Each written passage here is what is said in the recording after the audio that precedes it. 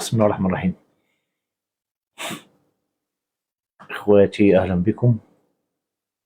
هستنى طبعا لما الناس تتجمع يا جماعه، الموضوع مهم. هستنى كده مثلا بتاع نص دقيقه او دقيقه، لان الموضوع فعلا مهم.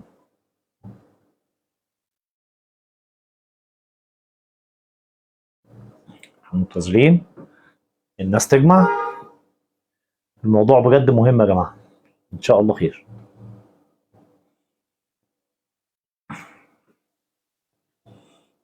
منتظر الجميع.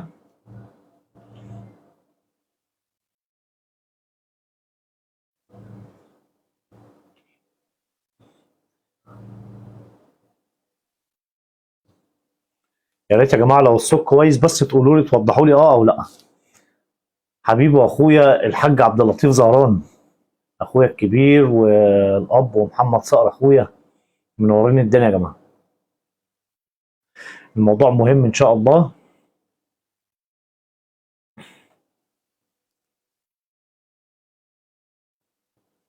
مم. الصوت كويس يا جماعه ولا في حاجه؟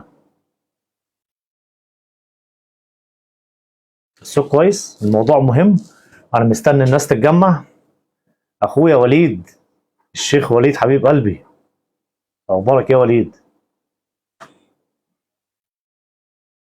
طيب انا هبدا برضو في الموضوع عشان ما اطولش على الناس، وممكن اللي هيفوتوا اول حاجه في البث ممكن يرجع لها تاني، لان الموضوع فعلا هيحتاج ان احنا نتناقش مع بعض. اختي الاستاذه الفاضله والمربيه الفاضله الاستاذه علا علي، اهلا وسهلا بيك يا ست الكل، اختي الغاليه اللي وحشتينا بجد. بسم الله الرحمن الرحيم. طبعا الفتره الاخيره كان في انتقادات، واحنا عايزين الرئيس كذا ومش عايزين الرئيس كذا، وعايزين مش عارف نعمل ايه ونسوي ايه. طبعا ما رضيتش اطلع البث المباشر ده في وقت بدري غير لما نشوف الوضع.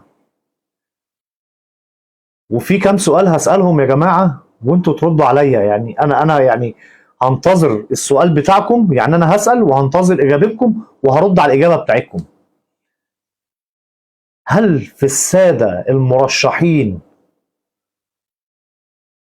الغاليين الفاضلين الكرام من يصلح في الفترة الحالية لرئاسة مصر غير السيد الرئيس عبد الفتاح السيسي؟ أنا سبت وقت الترشح خلص، تقديم الطلبات خلص، الدنيا كلها خلصت، ولكن أعتقد إن لا يصلح في الوقت الحالي إلا سيادة الرئيس عبد الفتاح السيسي. دي حاجة. طب هل في الفترة ديت يا جماعة لو إحنا جبنا حد، سامحوني والله في ناس كتير جدا هلاقيها بتقول لي بتطبل وتزغرط وبتاع، قولوا اللي انتوا عايزينه، بس انا بتكلم من وجهة نظري وحب البلدي. هل لو احنا جبنا حد مدني في الفترة ديت هيكون فيه الفكر العسكري للمرحلة الحالية؟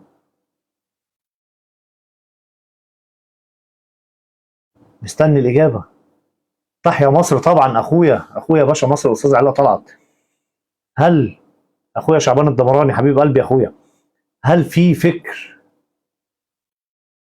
غير الفكر العسكري والترتيب العسكري في الفترة الحالية يا جماعة؟ إذا ولأول مرة أطلع في بث مباشر وبقولها بعلو صوتي، إحنا معاك يا ريس، إحنا بندعمك يا ريس، وما أعتقدش إن في حد هيقدر يعارض على الكلام دوت، لأن ده الواقع اللي اتفرض علينا واللي إحنا لازم نعيشه، وإن محدش هيعرف ولا يحافظ على المرحلة القادمة إلا سيادة الرئيس عبد الفتاح السيسي. أخويا معتز راتب، المصري الأصيل الحر، والله العظيم يا معتز أنا كنت بشوف بوستاتك ما برضاش أعلق لحد ما اتضحت الرؤية وشفنا كل السادة المرشحين، طبعا كلهم إخواتنا ورموز وقيمة وقامة، الله أكبر عليهم. ربنا يحفظهم لمصر.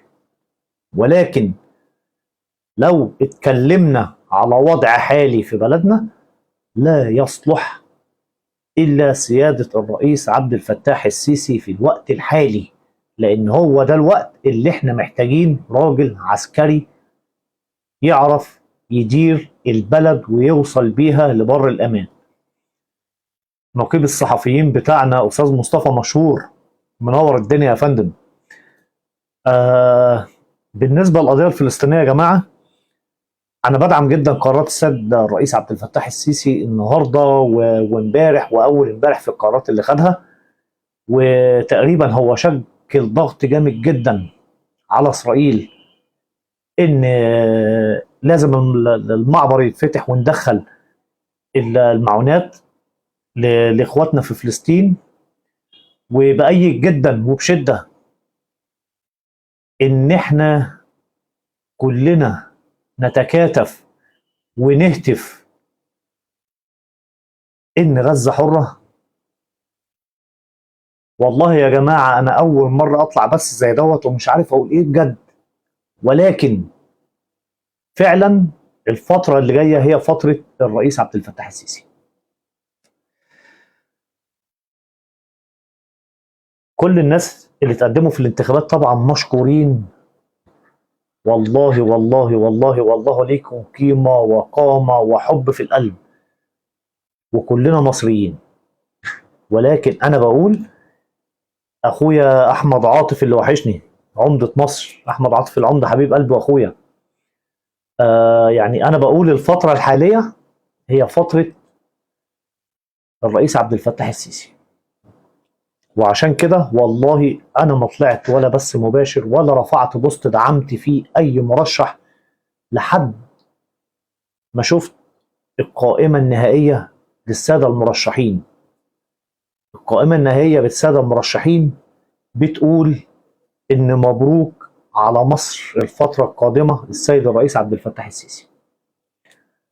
يا جماعة إحنا لازم نتكاتف من أجل مصر، لازم نعمل من أجل مصلحة مصر، لازم نكون كتف بكتف. المرحلة اللي جاية مرحلة ما أعتقدش إن كتير منا عدى عليها.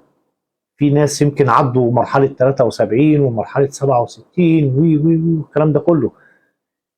على الجيل الجديد اللي أنا واحد منه، إحنا أول مرة نعدي بالمرحلة الصعبة ديت. فلازم نتكاتف في حب مصر، نتكاتف إن إحنا ندعم بلدنا مصر، نتكاتف إن إحنا نخاف على حبنا لبعض، مش لبعض كمصريين، لبعض كعرب. أعتقد إن الخطوة اللي خدها السيد الرئيس عبد الفتاح السيسي كانت خطوة قوية جدا، وكانت بمثابة كارت ضغط قوي جدا على العدو الإسرائيلي الصهيوني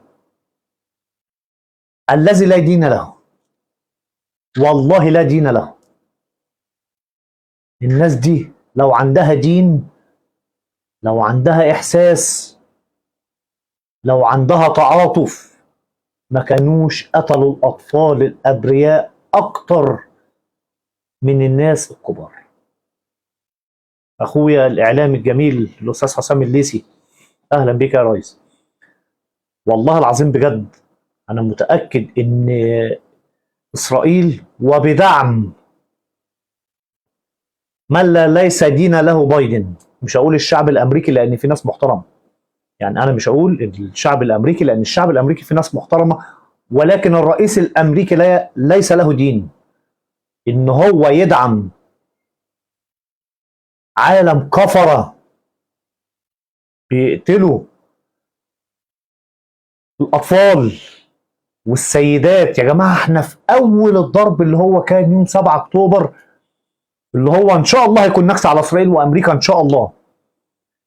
شفنا واحد فلسطيني بيحمي سيدة عجوز وبيقول لها ما تخافيش احنا لا نقتل السيدات، وواحد تاني واخد طفلة إسرائيلية بيوديها لأمها وبيعديها للمعبر أو الطريق بتاعها لبلدها لإسرائيل.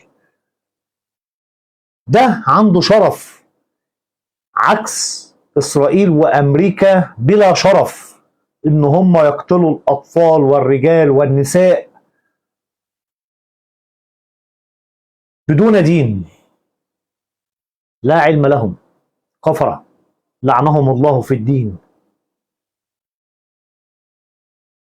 سامحوني لو كنت طولت عليكم، ولكن أنا بعيدها تاني وصدقوني والله العظيم، اللي هيقول طالع يطبل يقول، اللي هيقول طالع يسقف يقول، اللي هيقول طالع مش عارف يعمل ايه يقول، قول قول قول زي ما انت عايز تقول. انا لا بعرف اطبل ولا بعرف ازغرط ولا لينا في الكلام ده. انا راجل استنيت لما شفت مصلحة بلدي رايحة لفين، وطلعت بقول كل السادة المتقدمين في القائمة الرئيسية لانتخابات الرئاسة المصرية، تحياتي وتقديري ليكم جميعا. ولكن واعتقد ان كلكم عارفين لا يصلح في هذه المرحلة الا السيد الرئيس عبد الفتاح السيسي. ويا ريت يا جماعة اي حد عنده خيار اخر او خيار بديل يطلع يقوله لي، يشرحه لي، يقدم لي البرنامج بتاع الراجل اللي هو هيدعمه ايه، عشان والله العظيم لو عجبني البرنامج بتاعك لادعمه. بس ما اعتقدش ان الفترة دي هتحتاج غير سيادة الرئيس عبد الفتاح السيسي. تحياتي لكم جميعا، ومستنيين دعواتكم لشعب فلسطين، الشعب الطيب الجميل، شعب الأخوة، الشعب اللي بيتغدر بيه من سنة 48، الشعب اللي مش عارف يعيش في بلده، ويوم ما فكر يجيب حقه ويسترجع أرضه قتلوه الكلاب الكفار، الكلاب اللي ليس لهم دين، كلاب الاحتلال الإسرائيلي. نتنياهو وبايدن ليس لهم دين، ليس لهم دين. وارجعوا يا جماعة، واحنا بنقول إن شاء الله إن شاء الله إن شاء الله هي دي الضربة القاضية ليك يا إسرائيل، أنت وأعوانك الكفرة أمريكا.